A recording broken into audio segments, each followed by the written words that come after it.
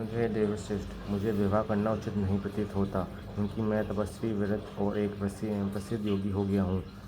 मुझे अवधूत को स्त्री से क्या प्रयोजन? मुझे तो केवल योग में ही आनंद आता है। काम की इच्छा तो अज्ञानी करते हैं। विवाह लोक बंधन है, मेरे उसमें कुछ भी रुचि नहीं है, परंतु आपके कथनानुसार संसार का कल्याण करता ही रहूँगा। मैं तुम्हारे सार गर्भित वचनों को सर्वथा मानता रहूँगा, और यदि हठ करोगे तो भक्तों के अधीन होने के नाते विवाह भी कर लूँगा, जिससे कि तुम्हारे विचार से मेरा ये आवश्यक कर्तव्य भी पूर्ण हो जावे।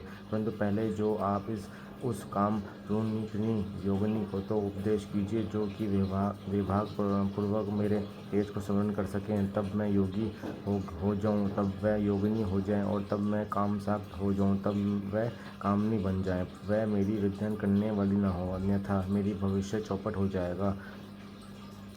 ब्राह्मण विष्णु महाभाग शंकर शिव के ही अंग हैं, अतएव हमें उन्हीं का चिंतन करना चाहिए। हे ब्राह्मण, मैं उन्हीं ब्राह्मण के चिंतन में अविवाहित रहता हूँ।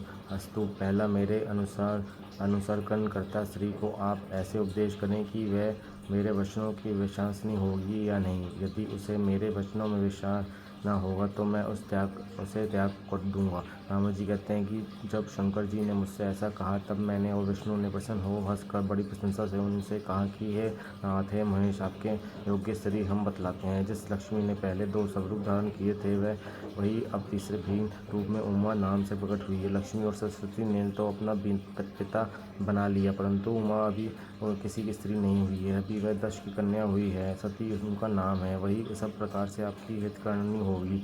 वही महातेज तवनी सती आपको अपना पति बनाने के लिए द्रव्यवती होकर तप कर रही है। हे महेश्वर, आप उस पर कृपा कर उसे वर देने चाहिए और इच्छित कर देकर उसके विवाह कर लीजिए। शंकर जी, मेरे विष्णु और सब देवताओं की ये इच्छा है, उसे पूर्ण कीजिए।